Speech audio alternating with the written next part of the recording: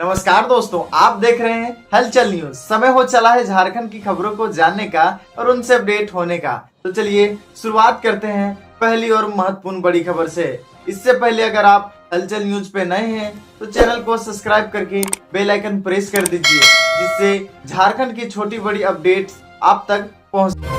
में पारा शिक्षक का हल्ला बोल बैठे आमरण अनशन पर नियमितकरण और वेतन बढ़ोतरी की मांग हुए तेज।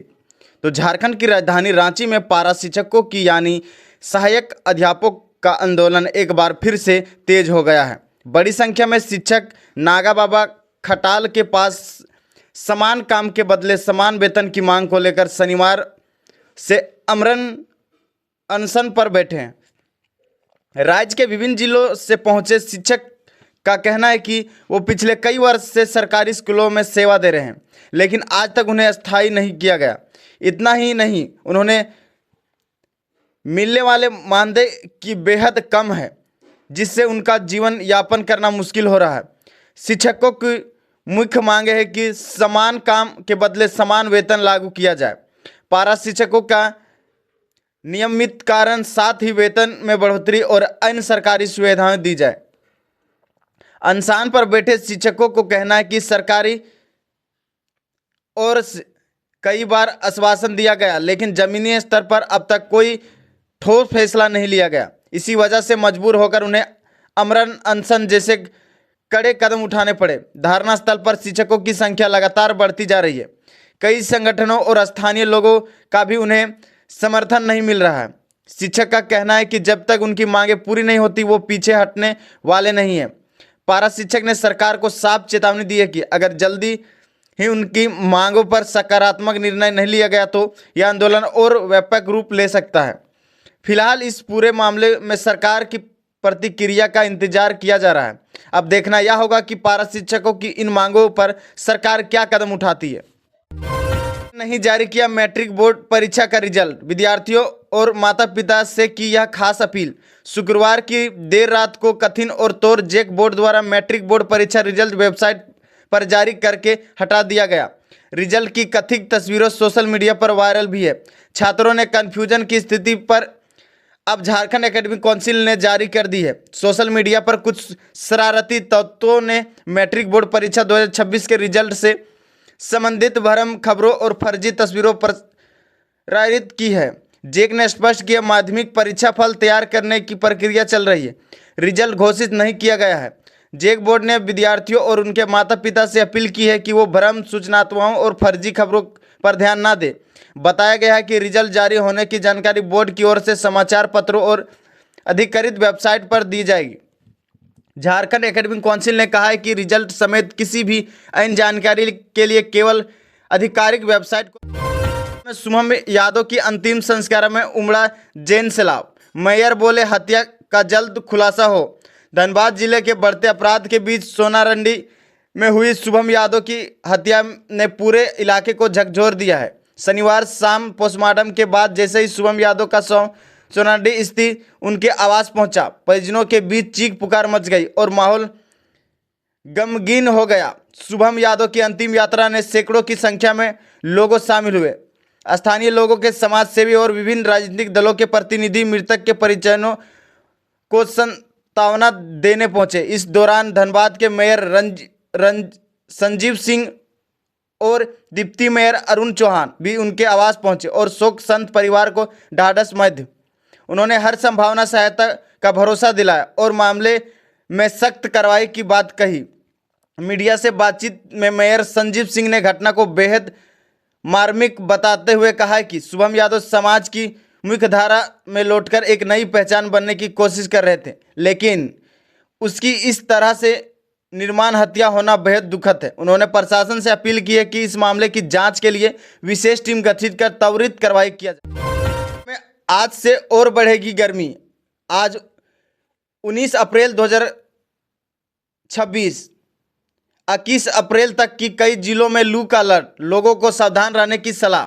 तो झारखंड का मौसम तेजी से बदल रहा है और आने वाले दिनों में लोगों को भीषण गर्मी का सामना करना पड़ सकता है। मौसम विभाग ने आज 19 से 21 अप्रैल के बीच राज्य के कई जिलों में हीट वेब की चेतावनी जारी की है। आज 19 अप्रैल को पलामू, गढ़वा, चतरा और लातेहार जैसे इलाकों में लू चलने की आशंका जताई गई है। इसके साथ ही लोगों को दोपहर के समय घर से बाहर ना निकलने और सावधानी बरतने की सलाह दी है। वहीं 20 अप्रैल तक यहां गर्मी की फैल सकती है। पूर्वी सिंहभूम, पश्चिमी सिंहभूम और सरायकेला खरसावां जैसे जिलों में भी लू का असर देखने लगेगा। वहीं 21 अप्रैल को स्थिति और गंभीर हो सकती है, क्योंकि खूंटी और सिमडेगा सहित कई जिलों में तेज गर्म हवा चलने की संभावना है। मौसम विभाग ने लोगों को पर्याप्त पानी पीने और धूप से बचाव के लिए उपाय बनाने को कहा गया है। मौसम वैज्ञानिक के अनुसार आने वाले दिनों में तापमान 2 से 3 डिग्री सेल्सियस तक वृद्धि हो सकती है। रांची समेत कई जिलों में तापमान 39 से 41 डिग्री सेल्सियस तक पहुंच सकता है, जबकि कुछ इलाकों में यहां 44 तक जा सकता है। लगातार बढ़ती गर्मी के कारण लोगों को दिन के समय खास सतर्क बरतने की जरूरत है। लातेहार में आदिवासी युवती की सामूहिक दुष्कर्म, शादी में जाते वक्त किया अगवा, 2 नवजात समेत 4 आरोपी पर केस दर्ज। लातेहार सदर थाना क्षेत्र के एक आदिवासी युवती की सामूहिक दुष्कर्म कर गंभीर मामला सामने आया है। पुलिस ने पीड़ित को शिकायत पर 2 नवजात समेत 4 आरोपियों के खिलाफ मामला दर्ज किया है। जांच शुरू कर दी गई। युवती गुरुवार की रात एक शादी समारोह में जा रही थी। इसी दौरान धनकारा निवासी राजकुमार साहब के पुत्र प्रकाश साहब और हसला निवासी महबूब उराव के पुत्र बरजू उराव सहित 4 आरोपियों ने उसे जबरन अगवा कर लिया। आरोप है कि आरोपियों ने युवती को नदी किनारे लेकर जाकर उसके साथ सामूहिक दुष्कर्म किया। घटना को अंजाम देने के लिए आरोपी ने युवती को जान से मारने की धमकी दी। उन्होंने पीड़िता को किसी भी घटना की जानकारी नहीं देने की चेतावनी देकर छोड़ दिया। इसके बाद पीड़िता ने अपने परिजनों को पूरी घटना की जानकारी दी। इसके बाद परिजन उसे लेकर सदर थाना पहुंचे और लिखित शिकायत दर्ज कराई। केस दर्ज होने के बाद पीड़िता को मेडिकल जांच के लिए सदर अस्पताल भेजा गया। थाना प्रभारी प्रबोध कुमार सिंह ने बताया कि सामूहिक दुष्कर्म की शिकायत मिली है और नवजात आरोपी को गिरफ्तारी के लिए लगातार छापेमारी की जा रही है। उन्होंने आश्वासन दिया है कि जल्द ही सभी को आरोपियों को गिरफ्तार कर लिया जाएगा और मामले में कड़ी कार्रवाई की जाएगी। उत्तराखंड में ओबीसी छात्रों को शीर्ष मिलेगी छात्रवृत्ति, आवेदन सुधार की तिथि बढ़ी। छात्रवृत्ति का इंतजार कर रहे ओबीसी श्रेणी के छात्रवृत्ति के लिए राहत की खबर है। अब इन्हें शीघ्र ही छात्रवृत्ति की राशि का भुगतान होगा। कल्याण विभाग ने इनकी छात्रवृत्ति के लिए सभी जिलों को राशि जारी कर दी गई है। विभागीय मंत्री चमरा लिंडा के अनुसार राज्य बजट में से लगभग 300 करोड़ की राशि जिलों को भेजी गई है। शीघ्र ही छात्रवृत्ति की राशि का भुगतान कर दिया जाएगा। केंद्र से राशि नहीं मिलने के कारण राज्य सरकार ने वित्त विभाग के नियम को शिथिल करते हुए राजवंश की राशि जारी की है। इधर कल्याण विभाग ने ई कल्याण पोर्टल पर पोस्ट मैट्रिक छात्रवृत्ति के लिए आवेदन की तिथि बढ़ा दी है। इसके तहत विद्यार्थियों को आवेदन में सुधार करने के लिए अतिरिक्त समय दिया गया है। पूर्व में निर्धारित सत्यापन की समय सीमा 30 अप्रैल तक बढ़ा दी गई है। साथ ही 25 अप्रैल तक त्रुटियों की सुधार करने में सुविधा प्रदान की गई है। विभाग ने सभी जिला कल्याण पदाधिकारियों एवं संबंधित अधिकारियों को निर्देश दिया है कि निर्धारित तिथि के भीतर लंबित आवेदनों को अंतिम रूप से निष्पादन सुनिश्चित करें। जामताड़ा में देर रात हादसा, ट्रैक्टर पलटा, तालाब किनारे दबने से चालक की मौत। चंदापुर गांव में हुआ हादसा। जामताड़ा जिले के नारायणपुर थाना क्षेत्र के चंदापुरा गांव में गुरुवार रात एक हादसा हुआ। यहां तालाब के पास एक ट्रैक्टर अनियंत्रित होकर पलट गया, जिससे चालक की मौके पर मौत हो गई। यह घटना रात करीब 12 से 1 बजे के बीच हुई है, जब एक खाली ट्रैक्टर पलट गया और चालक उसके नीचे दब गया।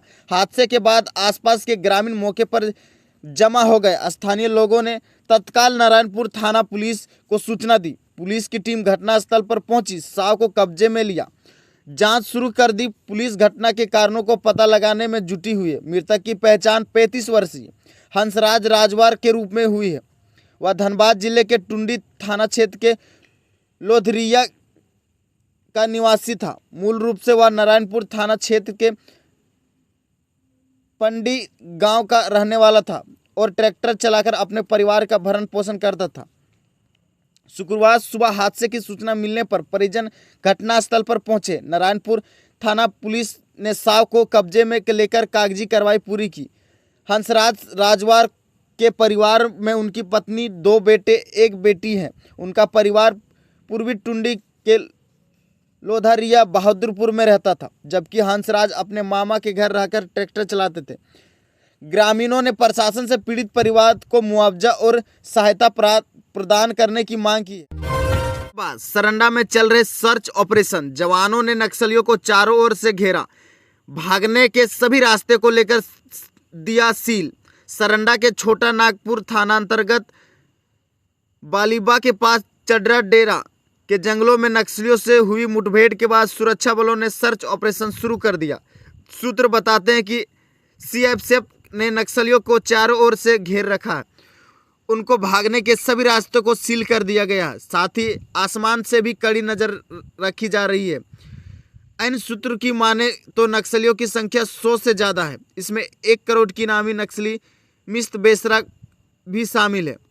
वही मामले को लेकर जिले के एसपी अमित रेणु ने बताया कि अभी सर्च अभियान चल रहा है। जंगल से अभी कोई अपडेट नहीं मिला है।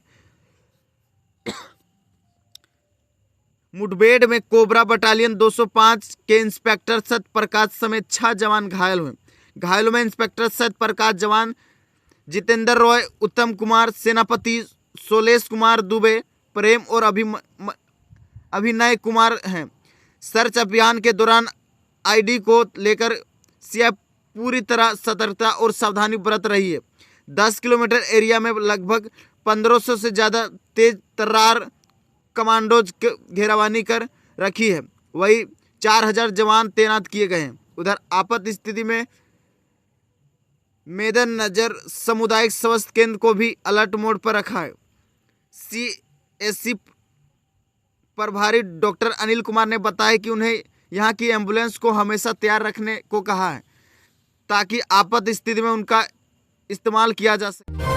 नोएडा हिंसा में बिहार के 2 लोग गिरफ्तार। जमशेदपुर एनआईटी के छात्र मास्टरमाइंड। पाकिस्तान से ऑपरेट हो रही थी पूरी एक्टिविटी। नोएडा में हुए हिंसक प्रदर्शन के मामले में पुलिस ने 3 मुख्य साजिशकर्ताओं की पहचान की है। इनमें रुपेश रॉय और मनीष चौहान को गिरफ्तार कर लिया गया है, जबकि अत्यंत आनंद अभी फरार हैं। रुपेश रॉय और मनीषा चौहान बिहार के रहने वाले हैं। तीनों आरोपी हिंसा के दौरान नोएडा में मौजूद थे और श्रमिकों को भड़काने में सक्रिय भूमिका निभा रहे थे।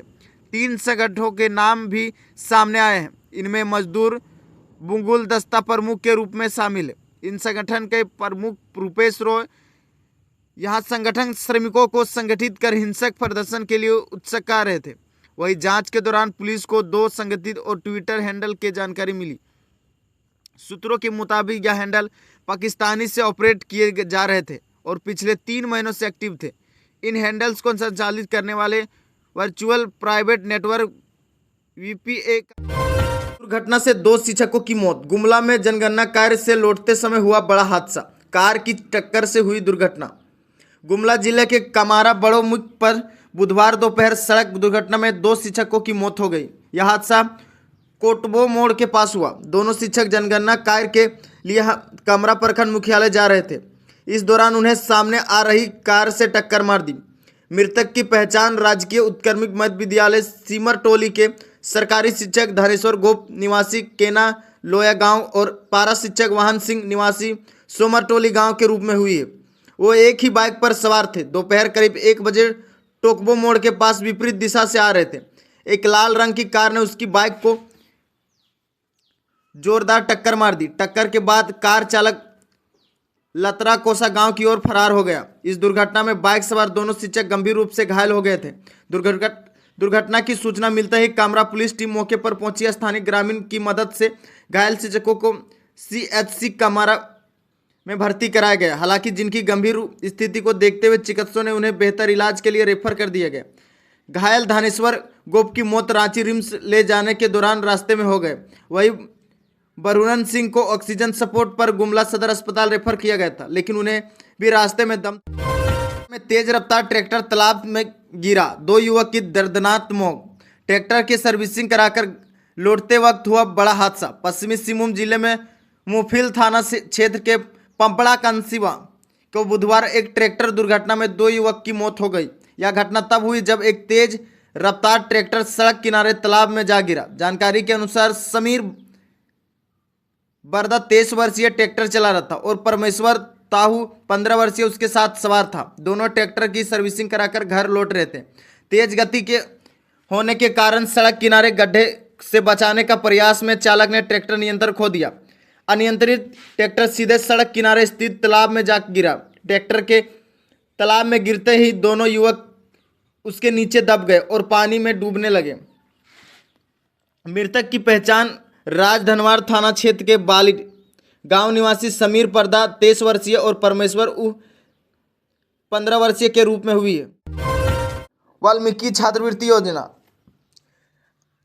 अनियत व दिव्यांग छात्रों को ट्यूशन फीस देगी सरकार। झारखंड सरकार ने उच्च एवं तकनीकी शिक्षा प्राप्त कर रहे अनियत एवं दिव्यांग छात्रों के लिए बड़ी पहल करते हुए वाल्मीकि छात्रवृत्ति योजना शुरू करने का निर्णय लिया है। यह योजना शैक्षिक सत्र 2026-27 से लागू होगी। इसके तहत छात्रों की ट्यूशन फीस सरकार द्वारा वहन की जाएगी। योजना के लिए ऑनलाइन आवेदन प्रक्रिया 1 मई 2026 से शुरू होगी। यह योजना मुख्य रूप से उच्च एवं तकनीकी शिक्षा विभाग की जिम्मेवारी समाज कल्याण एवं महिला बाल विकास विभाग के साथ कल्याण विभाग के सहयोग करेगा। योजना के तहत सरकार एक छात्र की ट्यूशन फीस के रूप में प्रतिवर्ष अधिकतम 10 लाख तक वहन करेगी। इससे अधिक खर्च होने पर अतिरिक्त राशि छात्र को श्रम देनी होगी। वही हॉस्टल भोजन और अन्य खर्च छात्रों को खुद उठाना होगा। खबर जेटेट के लिए अब नई नियमावली बनेगी। जेटेट के लिए बनी नियमावली को सरकार ने रद्द कर दिया। अब फिर से नई नियमावली बनेगी। जानकारी के मुताबिक कैबिनेट की बैठक के 2 मंत्रियों द्वारा जेटेट के लिए भोजपुरी, मगही और अंगिका समेत कई भाषाओं को शामिल नहीं करने का मामला उठाया। इसके बाद मुख्यमंत्री हेमंत सोरेन नई नियमावली को रद्द करने का फैसला लिया। उल्लेखनीय है कि नई नियमावली में भोजपुरी, मगही, अंगिका समेत कई स्थानीय भाषा को सूची से हटा दिया गया था। इसे लेकर राज्य भर में विरोध प्रदर्शन हो रहे थे। कई विधायकों व पूर्व विधायकों ने भी नाराजगी जताई थी। पलामू प्रमंड में भी तेज विरोध था। झारखंड के 10 जिलों में 17 अप्रैल से लू का येलो अलर्ट। मौसम विभाग ने दी चेतावनी। इन जिलों में चिटपुट बारिश तो झारखंड में अगले 5 दिनों में तापमान और बढ़ेगा। इससे देखते हुए मौसम विभाग ने राज्य के कई जिलों में लू को लेकर अलर्ट जारी किया है। अगले 5 दिनों में अधिकतम तापमान 3 से 5 डिग्री सेल्सियस और बढ़ने की संभावना जताई है। मौसम विभाग ने 17 और 18 अप्रैल को रांची, खुट्टी, पश्चिमी सिंहभूम, पूर्वी सिंहभूम, सिमडेगा, गुमला, लोहरदगा, लातेहार, पलामू, गढ़वा, चतरा और सरायकेला में लू चलने की संभावना जताई है। इन क्षेत्रों में दोपहर के समय गर्म हवाएं लोगों को परेशान कर सकती है। विभाग ने लोगों को विशेष सतर्कता बरतने की सलाह दी है। खासकर बच्चों, बुजुर्ग और वाहन काम करने वालों को लोगों को धूप से बचने की अपील की गई। हालांकि 17 अप्रैल को राज्य में उत्तर पूर्वी हिस्सों में आंशिक बादल छाए रहेंगे। कहीं कहीं गर्जन के साथ हल्की बारिश की संभावना जताई है। अन्य इलाकों में आंशिक बादल छाए रह सकते हैं, लेकिन इसका गर्मी पर ज़्यादा असर नहीं पड़ेगा। 19 अप्रैल से पूरे राज्य में आसमान साफ रहने का, मौसम शुष्क रहने का पूर्व अनुमान है। इनका मतलब है कि आने वाले दिनों में गर्मी और अधिक तीखी हो सकती है।